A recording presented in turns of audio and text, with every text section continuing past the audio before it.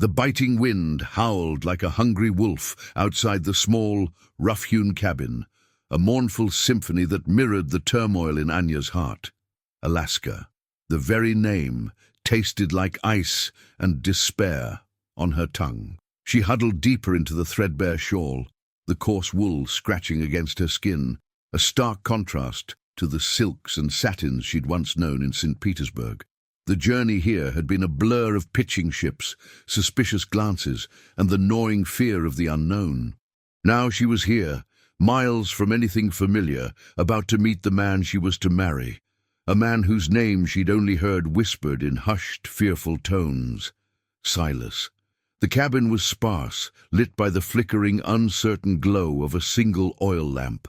Smoke, thick and acrid, stung her eyes, curling lazily from the crude fireplace where a meager fire struggled to push back the encroaching cold. The air was heavy with the scent of pine, damp earth, and something else, something wild and untamed that belonged to the trapper who called this place home. Anya clutched the worn wooden cross beneath her simple dress, her knuckles white. She was not a bride of choice, but a bride of necessity, her family's desperate circumstances having led her to this desolate corner of the world. A heavy thud outside the door sent a jolt of adrenaline through her. The sound of boots crunching on snow, a deep, guttural voice calling out something in a language she didn't understand. Then the door creaked open, admitting a blast of frigid air and a towering figure silhouetted against the white expanse. Silas. He was larger than she had imagined, broad-shouldered and weathered, his face etched with lines that spoke of harsh sun and bitter winds. His eyes, the color of a stormy sea, swept over her with an unnerving intensity, lingering for a moment before they settled on the small, meager pile of belongings she'd brought with her.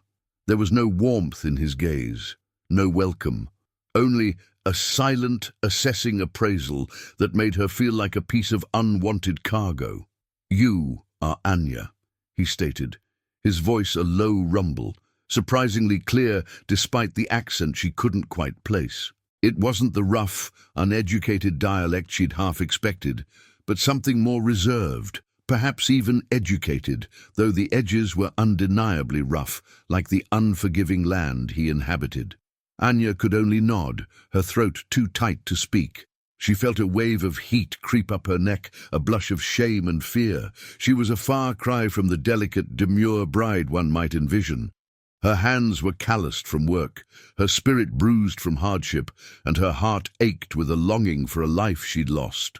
Silas grunted, a sound that could have meant anything. He turned, shrugging off a heavy fur coat that shed snowflakes like a winter storm. "The storm is coming, better inside." He gestured vaguely towards the small, unmade cot in the corner. "Your place." Anya's stomach twisted. Her place, not beside him, but in a corner, like a stray animal. She swallowed her pride, her fear, and her burgeoning resentment. She was here to survive, and survival in this frozen wilderness meant doing as she was told, at least for now. She moved to the cot, her movements stiff and awkward, acutely aware of his presence behind her. The cabin was small, the air thick with unspoken tension.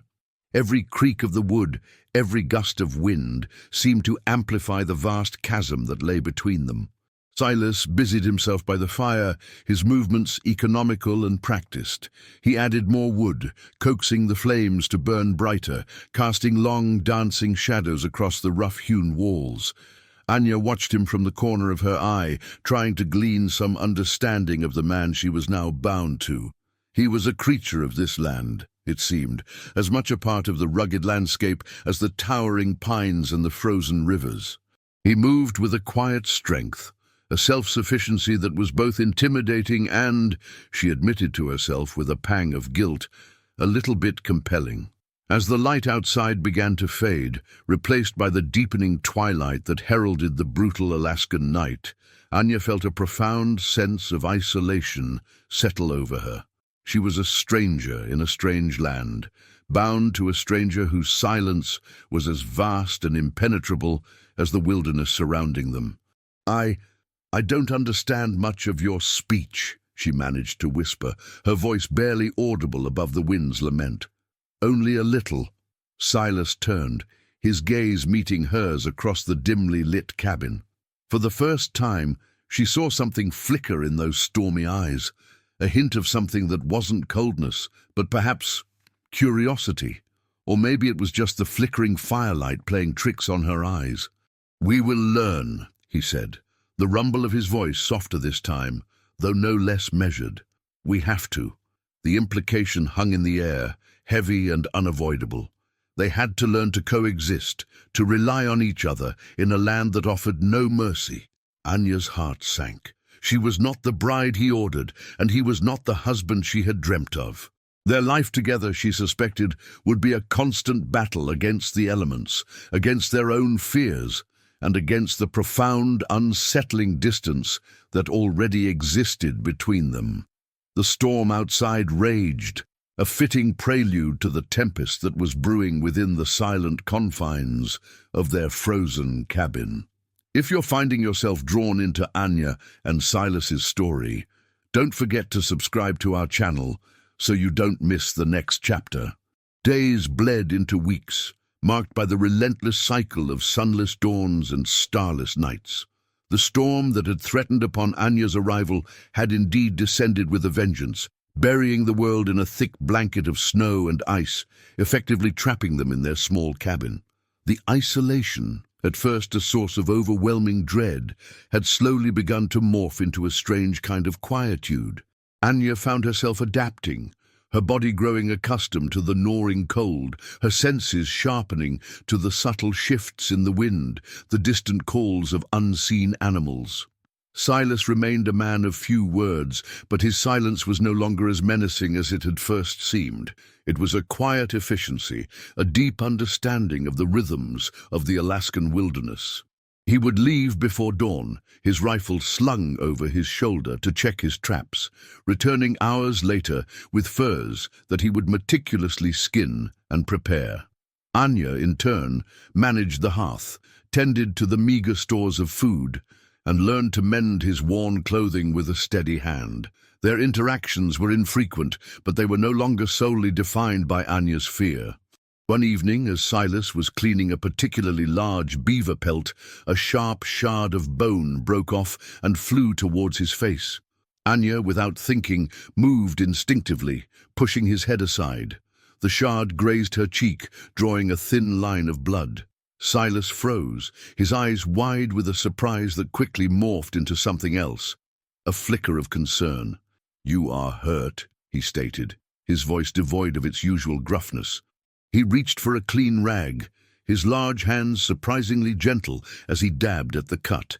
The unexpected touch sent a strange tremor through Anya. His skin was rough, calloused, but his touch was steady, almost hesitant. "It is nothing," she murmured, her gaze fixed on his hands, then on his face. She saw the faint lines around his eyes soften, a subtle unclenching of his jaw. "Thank you." He nodded, his eyes holding hers for a moment longer than usual. "You should be more careful." It wasn't an accusation, but a simple statement of fact, tinged with an unfamiliar note of protectiveness.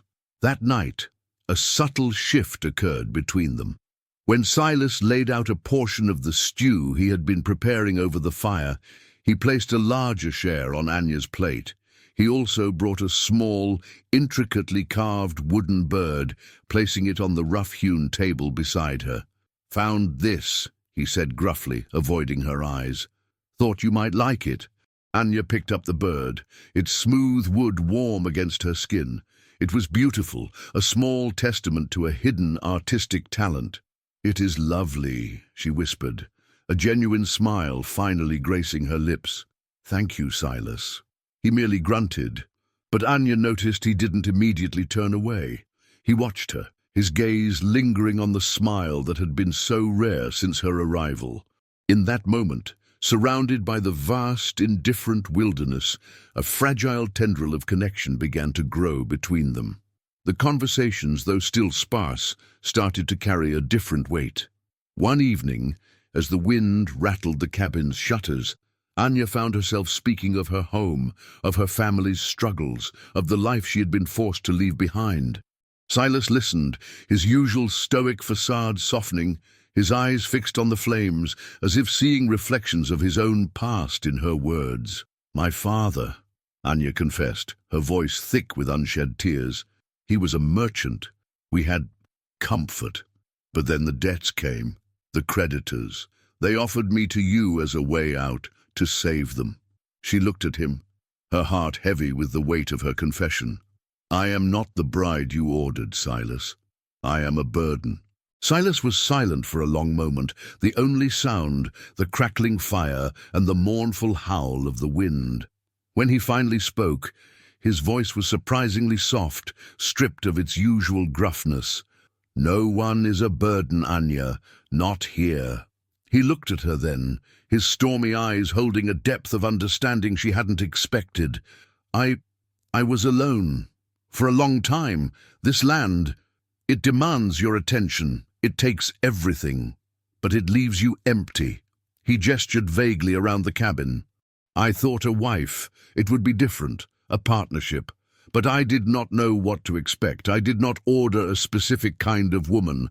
I ordered a wife." His words, simple as they were, offered a balm to Anya's wounded spirit.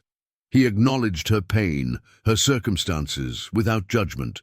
He saw her, not as a transaction, but as a person. The fear that had initially coiled in her stomach began to loosen its grip, replaced by a hesitant curiosity and perhaps a nascent sense of hope.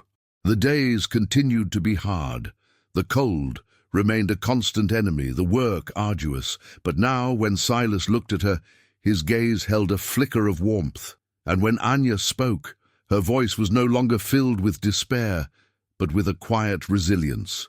The frozen landscape outside was slowly yielding to the first tentative signs of spring, and within the small, warm cabin, an even more profound yet subtle thaw was taking place between the lonely trapper and the Russian girl, who was not the bride he ordered, but perhaps the one he needed. The sun, a persistent painter, began to soften its icy strokes on the Alaskan canvas. Patches of earth, once buried, now emerged, breathing in the longer, brighter days. Inside the cabin, a quiet rhythm had taken hold of Anya and Silas. The initial fear that had gripped Anya had dissolved into a quiet respect and a warmth she hadn't anticipated. Silas, too, had shed his gruff exterior, revealing a man of unexpected depths. Their conversations, once stiff and formal, now flowed like a thawing river, sharing fragments of their past and the dreams they held for the future. One afternoon, as Silas prepared for a trapping trip, Anya surprised him. She had spent the morning collecting wildflowers, their vibrant petals a defiant splash of color against the receding snow. She presented them to him, a small, hopeful bouquet. "For your journey," she said softly. Silas's large hands dwarfed the delicate blossoms. A slow, genuine smile spread across his face, a warmth reaching his eyes. "Thank you, Anya," he said, and the sincerity in his voice made her heart flutter. He carefully placed the flowers in a small tin can, treating them like a priceless treasure. His absence was a quiet ache. The cabin felt too big, the silence too loud. Anya realized with a startling clarity that she no longer saw him as a stranger, but as her companion, her protector, and dare she admit it, the man she was falling in love with. When Silas returned, he brought not only furs, but a small, intricately carved wooden box. He presented it to Anya with a hesitant gesture. "For you," he said, his gaze steady. Inside, nestled on a bed of soft moss, lay a delicate silver locket, its surface engraved with a tiny, perfect wildflower. Anya's breath caught in her throat. "Silas," she whispered, tears welling in her eyes. "It's magnificent." He reached out, gently brushing a tear from her cheek.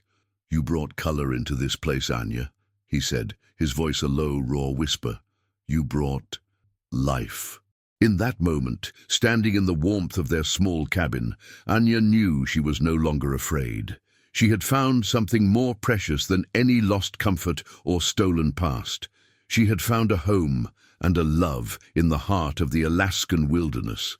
As the sun set, painting the sky in hues of orange and purple, Anya and Silas sat by the fire, their hands clasped. The wind whispered outside, but its song was no longer mournful. It was a lullaby of peace, a promise of a future built on shared strength and a love that had bloomed beautifully in the most unexpected of places. Thank you for joining us on this emotional journey.